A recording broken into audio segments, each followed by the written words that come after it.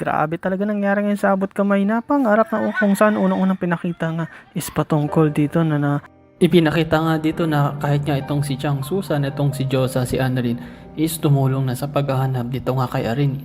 Kasi nga si Irene is ilang araw nang pinaghahanap at hindi pa siya nakikita, kahit nga itong beshi niya is naghahanap sa kanya, tumiyak na nga ito at sinisisi na nga niya itong si Carlos at talagang alam niya na si Carlos ang huling nakasama nito ni Irene at malamang si Carlos nga ang pumatay dito. Yes guys, punta na nga sa morgue itong mga tono na kung saan nung nakita nila yung dalawa, sinasabi sa kanila na wala dito yung babaeng yan, wala kaming nakitang babae na dinala dito. Ngunit sinabi nga nitong Susan na alam ko na dito kumukuha yung beshi ko ng mga patay at pinagkakita niya, alam ko nandito ito. Ngunit itinatanggi nila ito nang dumating yung isang kasama niya at sabi, boss, ready na yung babae, ano na yung next step natin? Tapos biglang tumakbo si Annalyn at pumunta doon sa morgue at pinigilan nga ni Josa at ni Chang Susan itong mga lalaki. At dito nga guys, pinakita na itong si Lynette is talagang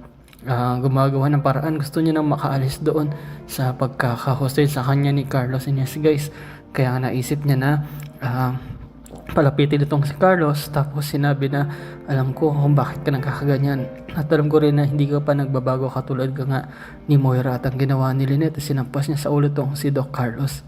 And yes guys, ito yung chance niya para makawala at tumakbo. At tumakbo nga ito kasi gusto niya nang tumakas dito kay Carlos kasi talagang natatakot na siya mismo nga sa buhay niya.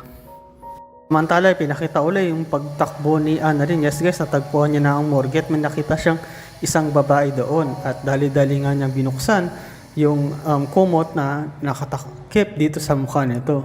And yes guys, nagulat si Annalyn at na-confirm niya na si Irene nga ito. Ito nga si Tita Irene. Yes guys, di talaga siya makapaniwala na nakita niya na si Tita Irene niya. At talaga naniniwala na siya na patay na talaga tong si Tita Irene. Ang tanong na lang nila is sino ba talaga ang pumatay dito at sino ba ang may kagawan at ano kaya ang gagawin nila dito sa dalawang lalaki na nasa morgue na tatakip ng katotohanan. Tabangan natin guys ang mga susunod na mga eksena dito sa Abot Kamay na Pangarap. At yun lang guys, ingat kayo palagi. Bye bye.